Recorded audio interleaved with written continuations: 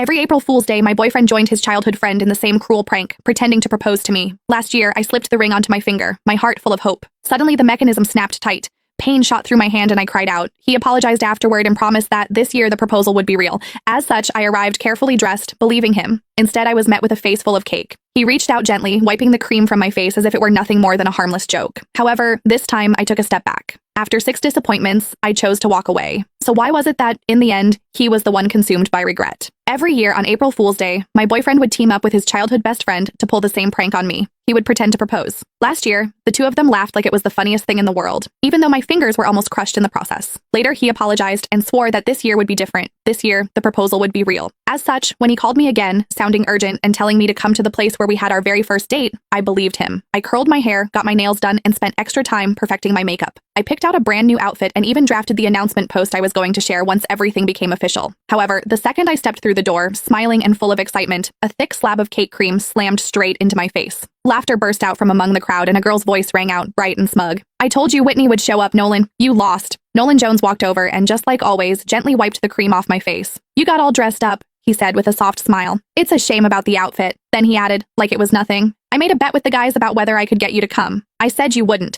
If I won, I'd propose tomorrow. If I lost, I'd propose next year." He looked at me, still smiling. "Sorry, since you showed up, I guess we're not getting married this year after all." I stared at him quietly. "So, you do know what tomorrow is?" He let out a careless laugh. "Of course I do. It's our 6-year anniversary. How could I forget?" The cream clung to my face, sticky and cold. At that moment, something inside me went completely numb. Our anniversary did not even take precedence over a prank, just like I could never beat her. I slipped off the plain couple's ring I had worn for 6 years. "Then let's break up." The sharp, clear sound of the ring hitting the floor cut through the room, and everything went silent. Nolan frowned a little. "Don't make a big deal out of this. It's just some cream. I'll wash it off for you later. You know Sylvia used to go way harder than this. She's already holding back." He glanced at the others. "It wasn't easy getting you here. Don't make it look like I can't even have fun just because I'm in a relationship." Sylvia Lowell made a face, looking upset. "Whitney, it's just a joke. If you don't like it, we'll stop, okay? Why are you talking about breaking up over something like this?" "See, I told you Whitney can't take a joke," someone else said. "You insisted on calling her, now look at what's happened." Sylvia huffed and sat on the couch. The mood shifted instantly. The way everyone looked at me turned cold. She was the only girl in their group, the one everyone spoiled. As long as she was unhappy, everyone would rush to comfort her, Nolan included. The first time I met her, she organized a game of truth or dare. When other people got dared, it was just something a little embarrassing. However, when it was my turn, they asked me to do something way out of line in front of everyone. All I said was that it was too much and I did not like it. Sylvia's eyes immediately turned red and she ran out of the room. Everyone ran after her, Nolan too.